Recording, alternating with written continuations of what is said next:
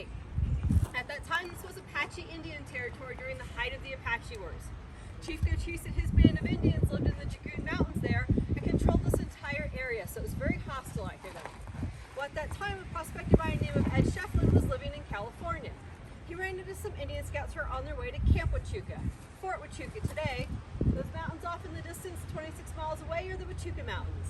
On this side of them is Fort Huachuca, on the other side is Mexico. Well, since it was so hostile out here, Ed figured it'd be safer to travel in numbers. So he came out here with those Indian scouts. But they realized very quickly that wasn't going to work out very well.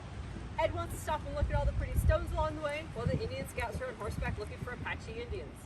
So Ed decided to break off from them. They said, Ed, you don't want to do that. It's very hostile out here. If you do that, the only stone you're going to find is your own tombstone. Well, Ed spent 8 months out here by himself and never lit a match because he was afraid of the Indians. He did eventually find something he thought could be valuable, but he wasn't sure what it was. So he decided to take it to somebody who might know that he trusted, and that was his brother Albert working at a mine elsewhere in Arizona. It took Ed a year to find Albert, and during that time, Chief Cochise passed away. 2 of his warriors buried him, but they wouldn't tell anybody where. To this day, we still don't know where that was.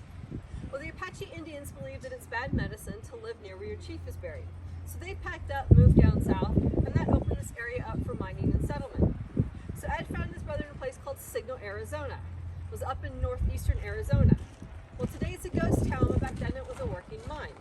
Ed showed that rock to his brother, and Albert asked him, have you been carrying this all over the territory for a year looking for me? Ed said yes. Albert told him, you're an idiot. There's nothing here, it's just low grade. He started making fun of his brother and told his friends, who also started making fun of Ed. Well, of course, that made Ed mad, so he took that rock, he threw it out into a field. Well, later that day, a man by the name of Richard Gerd came into camp. He was a mining engineer from Michigan, but also had his own assay shop, so he was actually very knowledgeable in mining. He heard the jokes, but convinced Ed to find that rock and show it to him. Richard did a quick essay for evaluation and determined it was worth $40 to the ton. Now, that may not sound like much, but it's actually enough to earn a pretty good profit, because it means for every ton of ore mined, you're going to make about $40 in silver. But what really caught their attention was this second essay, because that one came back at $2,000 a ton. But making fun of his brother wanted to become a partner with him. Richard also quit his job, came out here with them, they formed a partnership, and got started on that claim. Now, if you go back up to Allen Street there, turn left, go for 3 miles, you'll come to that first claim of Ed's. He named it Tombstone because that's what the Indian Scouts told him he would find. Later, the city of Tombstone adopted that name. Originally, it was called Goose Flats. I like Tombstone better. How about you guys? Now, the way they mined back then were with these tools right here, a 4-pound sledge and a drill steel. This one's 140 years old, so I'm not going to use it to demonstrate. But you can see how it's flat on one end and comes to a chisel point. Excuse me. So the miners are going to come in with their drill steel to the rock, hit it, and they're going to turn a quarter of a turn between each hit. They do this for 10 hours a day. At the end of their shift, the supervisors would come in, fill those holes with blasting powder, they'd blow it up, then wait 2 hours, and the next shift would come in. Each shift had 50 men on it, 20 muckers, 20 drillers, and 10 supervisors.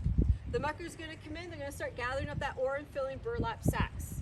Those sacks would end up weighing 70 to 100 pounds. They would then have to throw that over their back and carry it up out of the mine. While they're doing that, the driller's going to be in another area of the mine drilling more holes. Eventually, this mine would get its one and only power tool. It's called a steam mill. Basically, it's a steam-powered engine with a cable wrapped around it. It's going to go up over a head frame, down a shaft, and then connect to an elevator like that outside our gates. Now they can fill up an ore cart, push it onto the elevator, and that's going to bring it up to the surface for them. So Richard, Albert, and Ed get out here and start working on that claim. They get down to the 6-foot level, and Richard and Albert get mad at Ed because they've run out of silver.